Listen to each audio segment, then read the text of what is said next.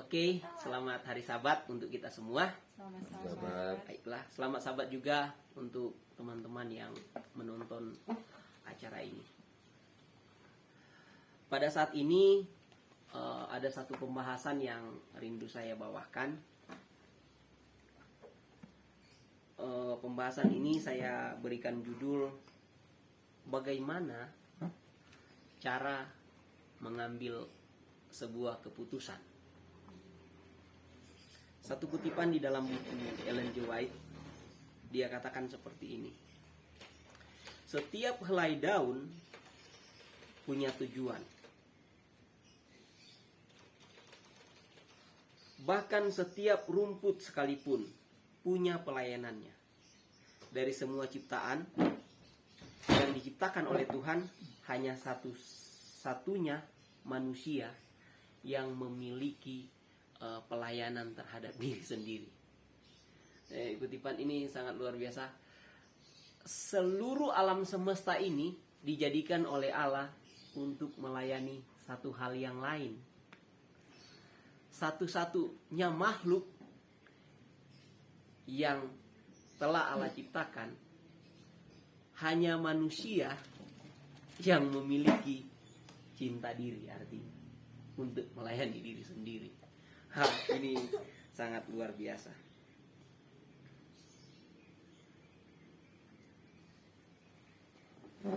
Kutipan ini yang akan menjadi dasar pembahasan kita pada hari Sabat ini.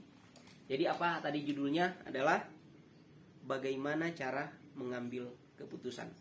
Saya rindu kita semua pegang Alkitab. Saya rindu kita akan membaca di dalam buku Kejadian pasal 2 ayat 16 dan 17. Boleh ada yang baca? Kejadian 2 ayat 16 dan 17. Kejadian 2, 16, 17. Lalu Tuhan Allah memberi perintah ini kepada manusia.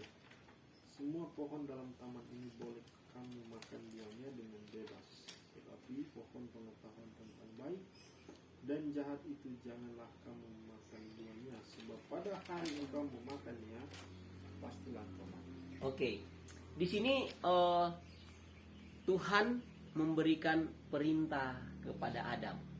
Tetapi sebelum kita lanjut, mari kita sama-sama bersatu di dalam doa. Bapa kekal di surga, biarlah Roh Kudus-Mu yang menuntun masing-masing kami pada saat ini, ketika hamba-Mu mau membawakan firman Tuhan. Biarlah Engkau menyembunyikan hamba-Mu di balik salib-Mu, agar Tuhan saja yang berbicara kepada masing-masing kami. Terpujilah nama-Mu. Di dalam nama Tuhan Yesus kami berdoa. Amin. Oke, tadi dikatakan bahwa Allah memberikan kepada Adam satu pilihan. Dia membagi semua buah di dalam taman itu dalam 2 kelompok. Kelompok yang pertama hanya terdiri dari 1 pohon saja. Dan kelompok yang berikutnya terdiri dari berbagai-bagai pohon yang baik untuk dimakan. Dalam kata lain, Allah mengatakan kepada Adam bahwa pohon ini adalah milikku. Tetapi pohon-pohon yang lain kamu boleh gunakan dengan bebas. Jadi Allah membagi apa? 2 kelompok. Pohon ini boleh kamu makan dan yang lainnya tidak boleh. Itu artinya Allah memberikan Adam untuk memilih atau memberikan pilihan kepada Adam untuk memilih sesuatu yang baik, yaitu memilih makan. Banyak sekali pilihan yang Adam boleh makan ya. Tuhan punya cuma 1 pohon. Tetapi yang Adam dan Hawa boleh makan banyak sekali pohon. Jadi dia bisa pilih hal yang baik, buah yang ini, buah yang itu, buah yang ini, dan buah yang lain selain dari buah yang Tuhan suruh jangan. Tetapi kita sudah tahu semua ceritanya. Adam mengambil keputusan yang salah.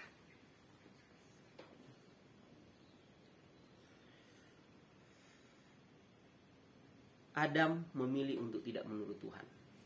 Kalau kita mau kembali ke hal yang sebelum Adam mengenai Lucifer, dia sudah mengambil keputusan untuk memberontak terhadap Tuhan. Pada saat Allah membuat Adam dan Hawa, Allah menciptakan mereka berdua untuk mampu mengambil keputusan atau membuat pilihan. Pada saat Allah ciptakan mereka, hukum itu sudah ada. Ada dua hukum yang tertulis di dalam Alkitab, yaitu dua hukum emas. Yang paling pertama adalah kasihilah Tuhan Allahmu dengan segenap hatimu, segenap jiwamu, dan dengan segenap kekuatanmu. Dan hukum yang kedua yang sama dengan itu ialah kasihilah sesamamu manusia sama seperti dirimu sendiri. Atas kedua hukum itulah tergantung seluruh isi hukum Taurat dan kitab para nabi.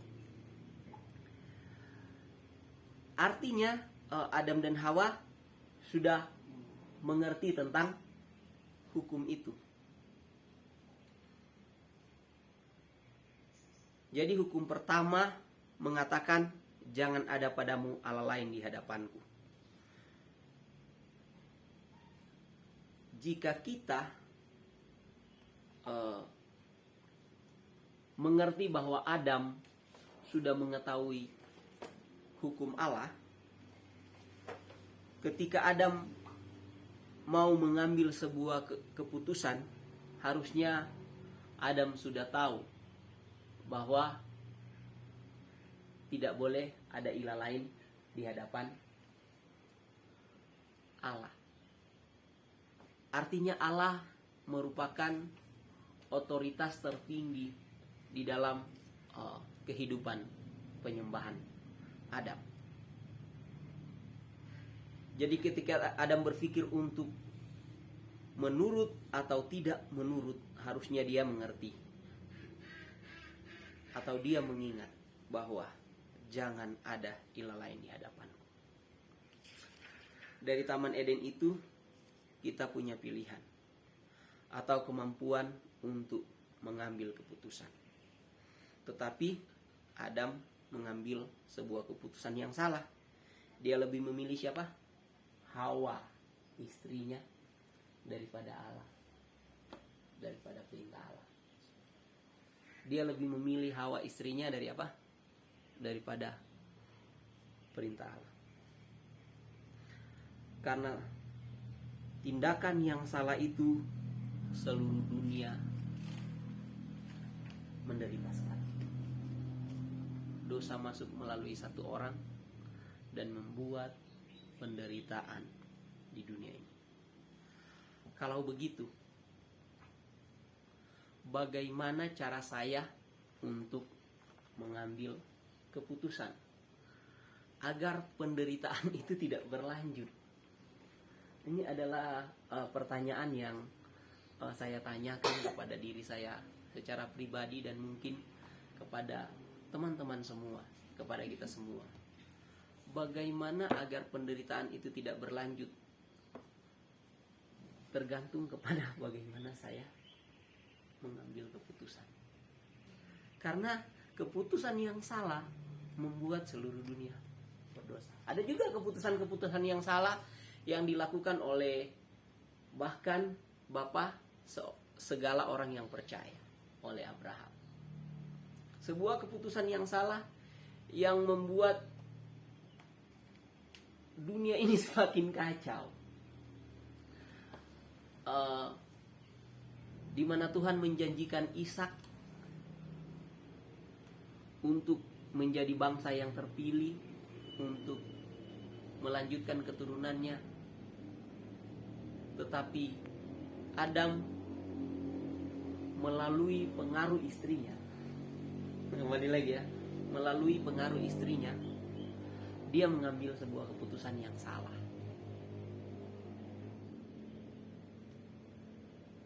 Dia tidur dengan gundiknya dan menghasilkan peperangan besar yang sampai sekarang belum berakhir. Mungkin peperangan bom apa segala macam sudah berakhir, tetapi rasisnya sampai sekarang masih ada, masih terjadi. Bahkan berpengaruh di agama-agama pada zaman sekarang ini, terutama Nasrani dan Muslim. Dari situlah itu terjadi. Mari kita lihat hukum Tuhan. Hukum pertama, jangan ada Allah lain di hadapanku. Itu mengekspresikan antara hubungan manusia dengan Tuhan. Hukum yang kedua juga sama seperti itu, mengekspresikan antara hubungan manusia dengan Tuhan. Jangan buat bagimu patung yang menyerupai apapun untuk disembah. Ini adalah ekspresi hubungan antara Allah dan manusia. Hukum ketiga, jangan sebut nama Tuhan dengan sembarangan.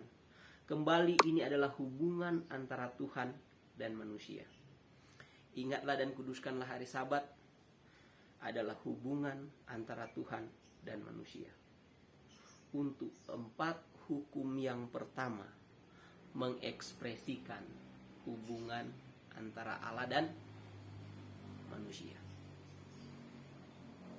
Hukum yang kelima, hormatilah ayahmu dan ibumu. Ini adalah hukum yang berhubungan dengan hubungan antara manusia dengan manusia. Kalau tadi hukum atau kewajiban manusia terhadap Allah, tetapi hukum yang kedua ini melalui dari hukum yang kelima sampai hukum yang ke-10 ini, itu ada 6 hukum yang menyatakan keharmonisan antara manusia dan manusia, atau hubungan antara manusia dan manusia. Saya mau kasih contoh.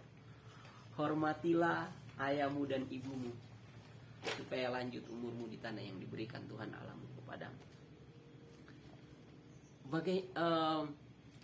Ketika seorang anak tidak menghormati orang tua akan mengatakan kamu anak durhaka. Nah, ya. Jadi sumpah serapah akan terjadi kepada apa? Hubungan antara manusia atau seorang ibu atau seorang ayah dan anak akan apa? Akan rusak kalau kita tidak mentaati hukum yang kelima, yaitu hormatilah ayahmu dan ibumu supaya lanjut umurmu di tanah yang diberikan. Ini adalah membahas tentang bagaimana agar manusia dan manusia harmonis. Orang tua manusia, anak manusia. Terus hukum yang ke-6, jangan membunuh. Ini adalah antara manusia dan manusia. Kalau kadang-kadang membunuh itu orang katakan bahwa dia pergi ambil pisau atau ambil pistol, tembak, sudah mati.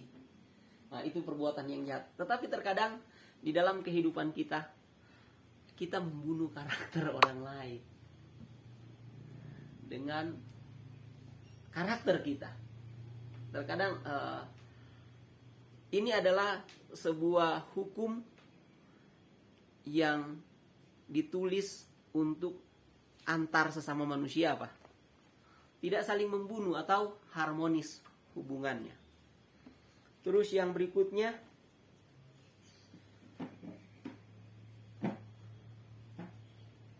hukum-hukum yang selanjutnya mengatakan bahwa jangan mencuri. Kalau saya mencuri, manusia yang lain akan terasa sakit. Dia sudah kerjakan itu sangat lama, tetapi saya ambil dengan cuma-cuma. Hubungan saya dengan manusia yang lain apa? akan rusak. Begitu juga yang berikutnya dan yang berikutnya, sampai dengan jangan mengingini, jangan berzina. Kenapa adalah hubungan antara manusia dan manusia jangan berzina? Ya, kalau saya berzina dengan istri orang atau anak orang, istri orang akan marah atau anak orang akan marah kepada saya dan hubungan menjadi tidak harmonis. Hukum itu memberikan keharmonisan antara manusia dan manusia, yaitu 5 hukum yang selanjutnya. Jadi seperti yang saya sudah katakan tadi, hukum Tuhan terbagi atas ada 10, tetapi terbagi atas 2 kelompok. Sama ya dengan yang di Taman Eden ya. Terbagi atas 2 kelompok. Kelompok yang pertama boleh kamu makan. Kelompok yang kedua tidak boleh kamu makan. Ini juga hukum terbagi atas 2 kelompok. Mengasihi Allah, hubungan antara Allah dan manusia, dan hubungan antara manusia dan manusia. Nah, itu hanya saya menarik kesamaan terbagi dalam 2 kelompok. Di dalam 10 hukum, 4 hukum yang pertama menjelaskan tentang tugas kita terhadap siapa? Terhadap Allah. Dan 6 hukum yang berikutnya adalah tugas atau tanggung jawab kita terhadap sesama manusia. Mari kita ucapkan dengan cara yang lain. 4 hukum yang pertama mengatakan kasih terhadap Allah, dan 6 hukum yang berikutnya menyatakan tentang kasih terhadap siapa? Terhadap sesama manusia. Tidak ada hukum yang lain yang mengatakan untuk mencintai diri sendiri sesuai dengan kutipan tadi. Jadi ke-10 hukum yang terbagi atas 2, yaitu kewajiban saya terhadap Allah dan kewajiban saya terhadap sesama manusia. Bukan berarti kewajiban saya terhadap diri saya sendiri. Itu tidak diperintahkan itu. Kewajiban saya terhadap diri sendiri. Dia katakan, kasihilah Tuhan Allahmu dengan segenap hatimu, dengan segenap jiwamu, dan dengan segenap akal budimu, dan dengan segenap kekuatanmu. Dan kasihilah sesamamu manusia sama seperti dirimu sendiri. Itu sudah cukup. Tidak ada hukum yang lain yang mengatakan cintailah dirimu, rawatlah dirimu, uruslah dirimu. Nggak ada hukum yang lain seperti itu. Itu adalah dihasilkan oleh sifat manusia yang telah jatuh ke dalam dosa. Saya mau baca di dalam buku ini, buku Kebahagiaan Sejati, di pasal yang keempat. Nah, di bab 1 yang ayatnya yang keempat ini dikatakan, Allah itu kasih adanya. Demikianlah yang tertulis di dalam tiap-tiap kuntum yang mekar, pada setiap pucuk rerumputan yang bertumbuh, burung-burung yang cantik memenuhi udara dengan kicauannya yang penuh bahagia, serta kembang yang menebarkan harum semerbak udara, pohon-pohonan yang menjulang tinggi di hutan dengan daun-daunnya yang rimbun menghijau. Semuanya menyaksikan akan kelemah lembutan pemeliharaan Allah Bapa kita, serta kerinduannya membuat anak-anaknya berbahagia. Jadi manusia atau makhluk-makhluk yang dibuat, bahkan pohon, ada tujuannya untuk membuat hal yang lain, sesuatu yang lain itu memiliki keuntungan gitu. Tetapi manusia, dikatakan di dalam buku Membina Keluarga Bahagia, dikatakan bahwa satu-satunya yang mencintai diri sendiri atau memiliki pelayanan untuk diri sendiri hanya hati manusia yang telah jatuh ke dalam dosa.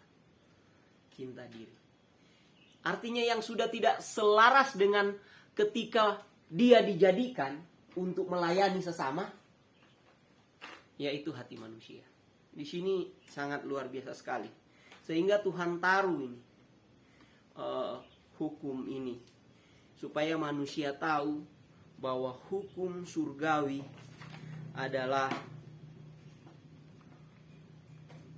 berfaedah untuk makhluk yang berbeda dari dirinya sendiri. Oke.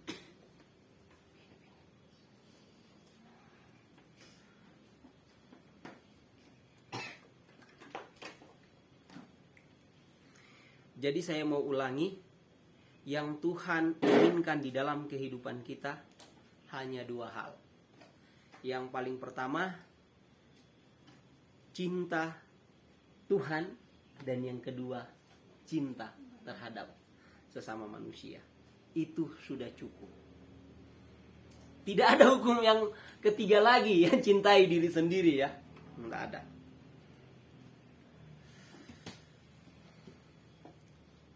Mari kita lihat apa yang Yesus katakan di dalam Yohanes 8 ayat 29. Boleh baca? Yohanes 8 ayat 29. Saya ingin kita melihat ayat ini secara teliti. Mari kita dengar apa yang Yesus katakan. Coba tolong baca di dalam Yohanes pasal 8 ayat 29. Yohanes pasal 8 ayat 29. Dan ia yang telah mengutus aku, ia menyertai aku. Ia tidak membiarkan aku sendiri, sebab aku senantiasa berbuat apa yang berkenan kepadanya. Amin. Dia katakan, Yesus mengatakan bahwa Yesus tidak pernah mengerjakan sesuatu yang berasal dari siapa? Dari dirinya sendiri atau kehendaknya. Dia tidak pernah melaksanakan keinginannya atau kemauannya sendiri. Ini. Dia katakan,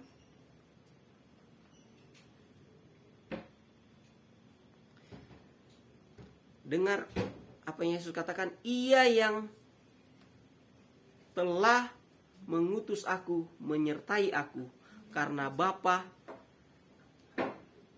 tidak pernah meninggalkan aku sendiri.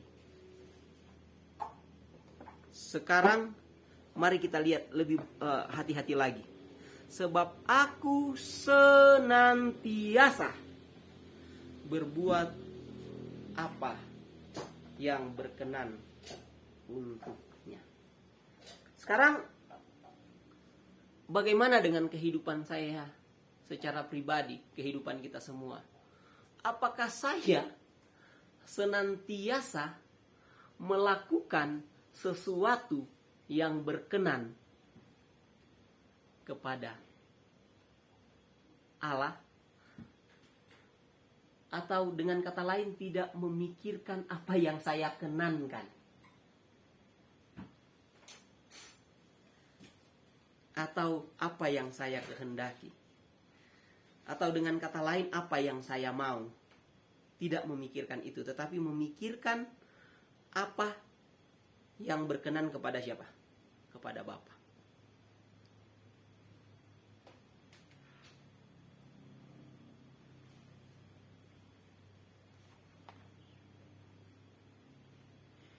Dengarkan kembali bagaimana ayat ini diakhiri. Saya senantiasa melakukan segala sesuatu yang menyenangkan untuknya, bukan menyenangkan untuk saya. Yesus tidak mengatakan aku melakukan 99,9%. Tetapi apa dia bilang? Senantiasa melakukan segala sesuatu. Tidak 99,9%.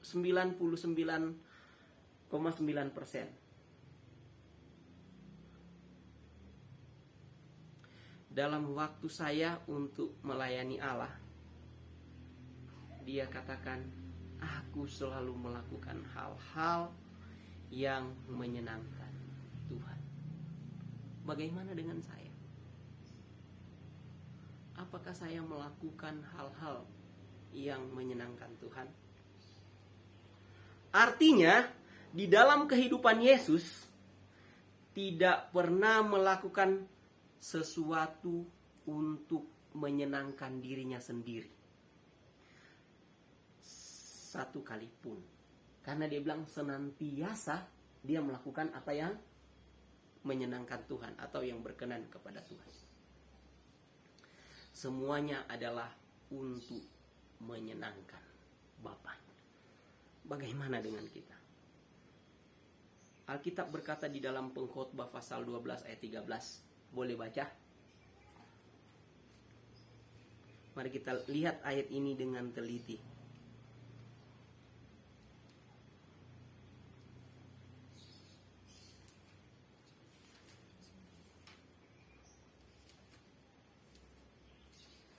Berapa? Pengkhotbah pasal 12 ayat 13. Akhir kata dari segala yang didengar. Coba.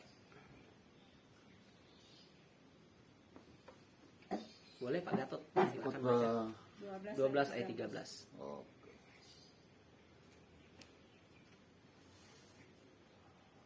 Akhir kata judul perikopnya. Ayat 13. Akhir kata dari segala yang didengar ialah takutlah akan Allah dan berpeganglah kepada perintah-perintahnya, karena ini adalah kewajiban setiap orang. Hukum Tuhan menjelaskan kewajiban kita semua. Ini adalah kewajiban setiap orang. Bukan hanya kewajiban para pendeta ya. Bukan cuma kewajiban anggota jemaat. Bukan cuma kewajiban orang Kristen. Bukan cuma kewajiban orang yang merasa berkewajiban. Tetapi firman Tuhan mengatakan ini adalah apa? Kewajiban setiap orang. Yang merasa orang ini kewajibannya. Apa itu kewajibannya? Boleh baca lanjut ayatnya. Apa kewajibannya? Kewajiban setiap orang. Karena Allah akan membawa setiap perbuatan ke pengadilan yang berlaku atas segala sesuatu yang tersembunyi. Entah itu baik, entah itu jahat. Apa itu kewajiban setiap orang? Sebagaimana Yesus mengatakan, aku melakukan kehendak Bapakku. Semua orang wajib melakukan kehendak Bapaknya. Apa itu? Terbagi dalam dua hal tadi. Kasih yang utama kepada Allah, dan yang kedua yang sama dengan itu adalah mengasihi sesama manusia. Hukum Tuhan menjelaskan kewajiban kita semua. Ini adalah kewajiban setiap orang. Kewajibannya adalah mencintai Tuhan, mencintai sesama, bukan mencintai diri sendiri. Ini kewajiban setiap orang. Dalam kata lain, seorang manusia tidak wajib mencintai dirinya sendiri. Melainkan kewajibannya adalah cintailah Tuhan dengan segenap hati, segenap jiwa, dan segenap akal budi. Dan cintailah sesama manusia. Sama seperti mencintai diri sendiri. Itu apa artinya? Kita tidak diperintahkan untuk cinta diri. Karena apa? Kita sudah cukup cinta diri, saudara-saudara. Kita sudah cukup cinta diri.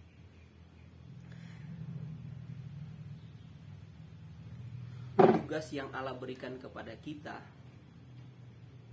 keseluruhan tugas dari seluruh manusia, menghormati Tuhan, menghormati sesama.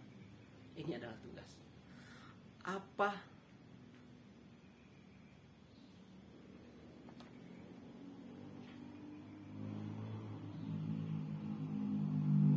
tema kita saat ini? bagaimana mengambil keputusan. Di dalam kehidupan kita harus mengambil sebuah keputusan. Atau dengan kata lain, bagaimana cara mengambil keputusan yang benar. Ini kita akan sedikit belajar. 1 Korintus 10 ayat 31. Mari kita baca. Atau kita hafal. 1 Korintus 10 ayat 31. Sudah hafal ya? Jikalau kamu makan, minum, atau apapun juga, lakukan untuk kemuliaan Tuhan. 1 Korintus 10, 31. Itu ya? Jikalau engkau makan, atau engkau minum, atau engkau melakukan sesuatu yang lain, lakukanlah untuk kemuliaan Allah. Itu yang Yesus lakukan. Mari kita gabungkan seluruh ayat-ayat ini. Yohanes 8 ayat 29. Aku melakukan segala sesuatu yang menyenangkan hati Tuhan. Terus pengkhotbah 12 ayat 13.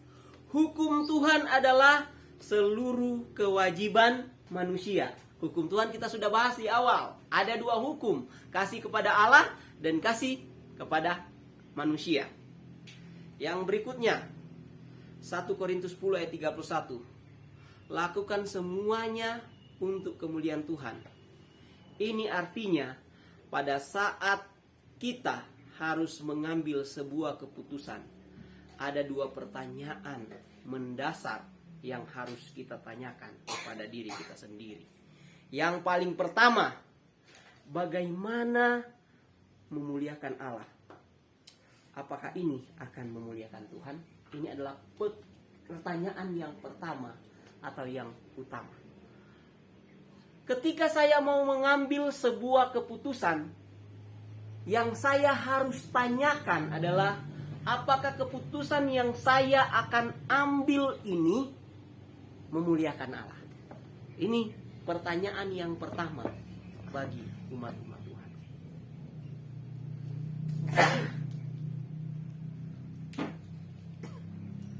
Dan pertanyaan yang kedua, apakah ini akan membawa berkat, manfaat bagi orang lain? Hanya dua itu. Saya mau kasih contoh. Ketika ada seorang muda, dia melihat lawan jenisnya. Wow, sangat cantik. Ini saya mau berikan kepada pemuda-pemuda dulu ya. Sebelum itu kita akan berikan ke orang tua, perumpamaan yang kedua. Ketika seorang laki-laki muda melihat seorang wanita muda, wow, sangat cantik. Apa yang harus pertama kali dipikirkan oleh seorang muda itu? Apakah seperti ini? Bagaimana supaya saya look good, kelihatan baik di hadapan wanita itu? Apakah itu yang saya pikirkan pertama sebagai seorang muda? Atau apa yang harus saya katakan pertama kali supaya dia tertarik kepada saya? Apakah itu yang akan saya katakan, yang saya akan pikirkan sebagai seorang muda? Alkitab menyarankan di dalam mengambil keputusan untuk sebuah hubungan lawan jenis, hal yang pertama yang harus ditanyakan adalah, apakah hubungan ini nanti akan menghasilkan kemuliaan bagi nama Tuhan?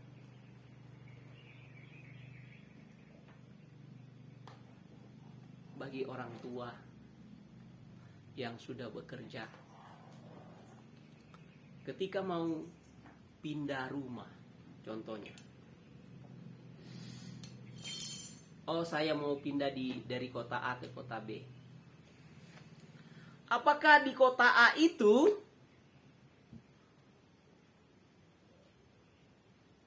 membuat saya lebih mudah di dalam mencari uang?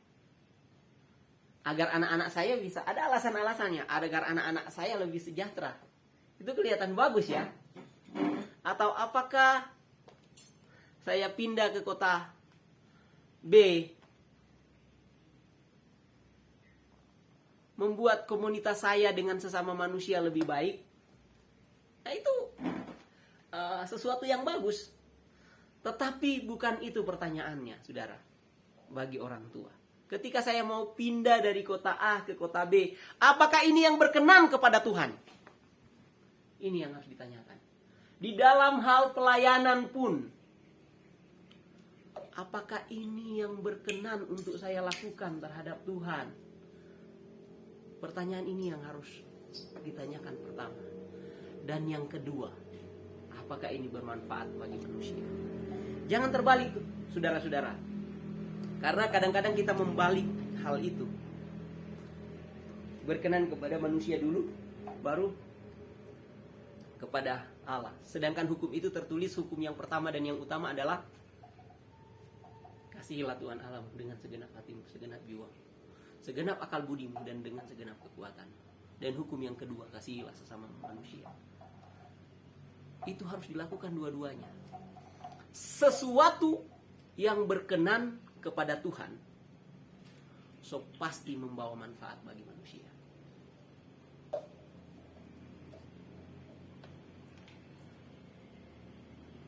Apa yang kita pelajari sekarang adalah bagaimana orang-orang yang berada di surga atau para malaikat surga memikirkannya. Ini adalah hukum yang tertulis. Ini adalah hukum tabiat Allah yang tertulis, yang dia tuliskan di dalam dua loban, yang dia press menjadi dua hukum. Bagaimana saya melayani Tuhan dengan sekuat-kuatnya, dan bagaimana saya melayani manusia dengan seindah-indahnya. Bukan memikirkan bagaimana nanti saya dilayani atau bagaimana saya dihormati, bukan. Tetapi pemikiran surga adalah pemikiran hukum Allah, pemikiran Kristus. Kenapa Yesus sampai sanggup datang ke dunia ini dan menyelamatkan kita? Karena mental surgawi adalah mental bagaimana agar Allah dimuliakan dan bagaimana agar manusia mendapat kebahagiaan. Sekarang kita sudah tahu bagaimana cara mengambil keputusan. Ada dua pertanyaan. Pertanyaan yang pertama adalah, apakah ini memuliakan Allah dan bermanfaat bagi manusia? Saya sudah katakan tadi bahwa segala sesuatu yang memuliakan Allah pasti bermanfaat bagi manusia. Tidak ada sesuatu yang memuliakan Allah yang tidak bermanfaat bagi manusia.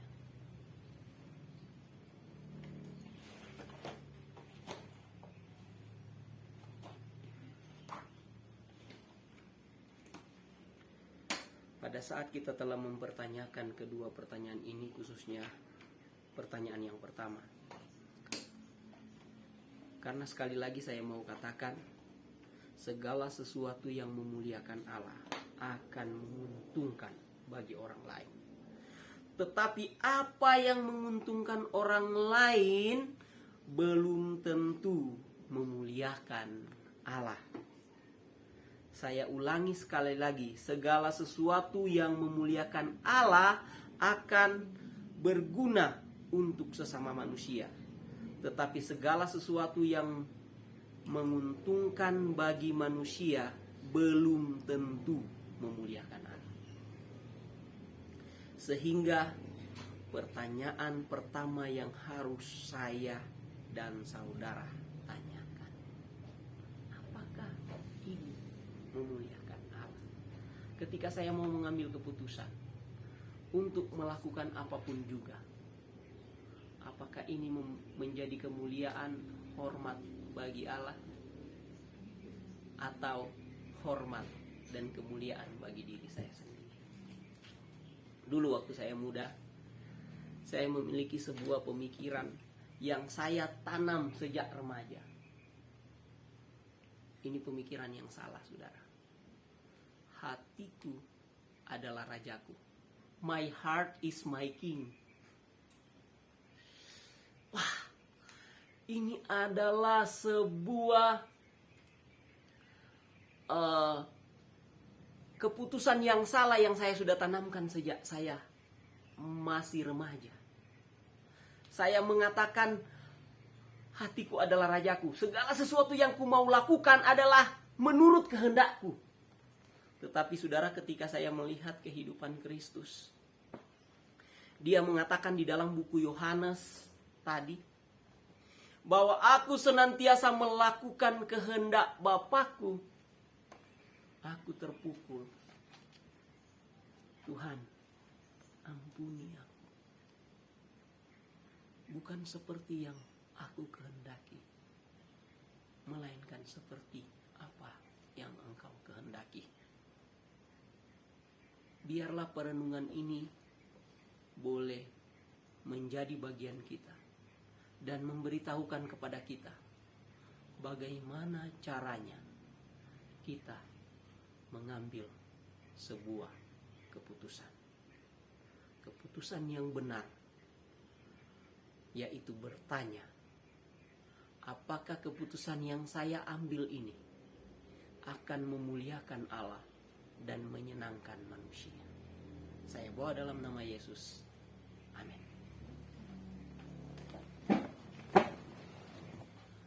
Puji Tuhan untuk firman Tuhan pada siang hari ini.